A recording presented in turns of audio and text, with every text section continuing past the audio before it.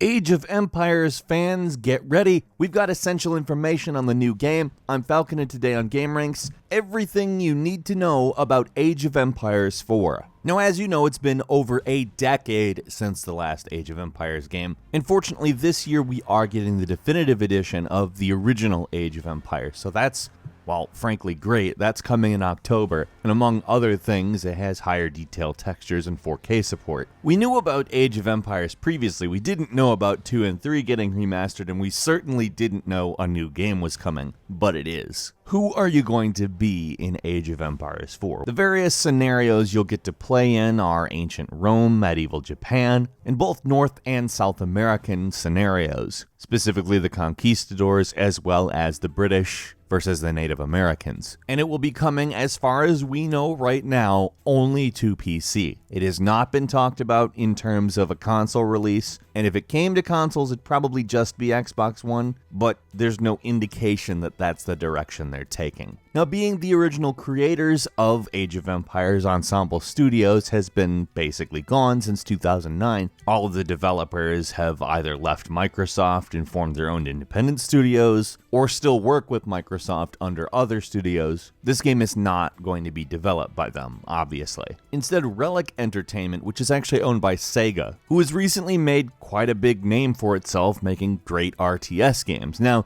bearing in mind Relic doesn't have a perfect reputation, Company of Heroes and Dawn of War haven't exactly managed to capture the essence of the original games, at least right away. Company of Heroes, for instance, launched in, let's put it generously, quite a state. It had to be patched thoroughly over a long amount of time due to the incredibly bad balancing issues. And although, like I said, it did get better over time, this was due to expansions. Now, a lot of people don't like the idea of buying expansions and DLCs. It can be an expensive business model to keep up with, especially when compared to, say, the episodic or seasonal distribution model, which sort of breaks the game up into smaller chunks that cost very little. Instead, you get larger chunks that cost similar prices to a full game, and that kind of doesn't sit that great when the original package wasn't good, but in order to have a good game, you have to repeatedly buy more things. Warhammer 40k Dawn of War 3 kinda just didn't really ever hit a stride. It didn't have the same problem as Company of Heroes 2,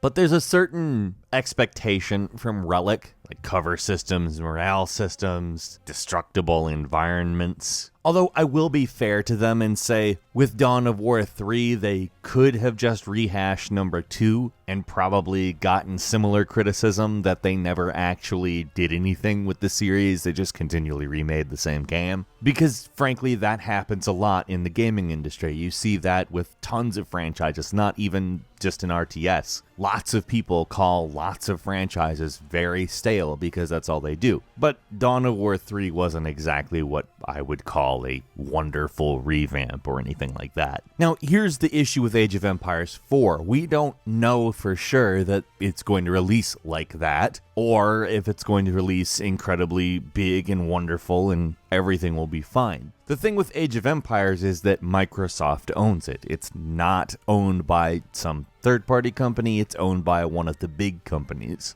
And that has certain advantages and disadvantages. As a con, unfortunately, developers are a little bit limited in scope. They have to do exactly what a massive entity with all the bargaining power has to say. But as a pro, it means there's going to be a certain level of quality control that, although Sega has done a great job in the RTS industry recently, it's still Sega, and Sega hasn't been known for their incredible QA department. The way it's set up means there's going to be a larger budget for the game than if just Sega had acquired the rights to make it, and there is a massive lack of RTS games on the market. I think back to the 90s sometimes, and I was spoiled for choice back then as far as RTSs go, so seeing an Age of Empires game on its way is, well, a comforting sight. Keeping in mind Sega owns Creative Assembly, and they have absolutely done a great job putting out quality strategy games, it's important to remember that they do at least know what they're doing. Although Sega isn't a perfect company, they have created a pretty good series here with the Total War stuff. If they can apply that level of internal scrutiny to another studio they own, and frankly give us an Age of Empires title that pretty much returns everything back to its former glory, I mean 10 years is a long time without a game, then I think Sega kind of pretty much has RTS locked up. There's not really a lot of competition to Total War, which just keeps banging out these very good games. So we'll have to see. Overall, I'm optimistic,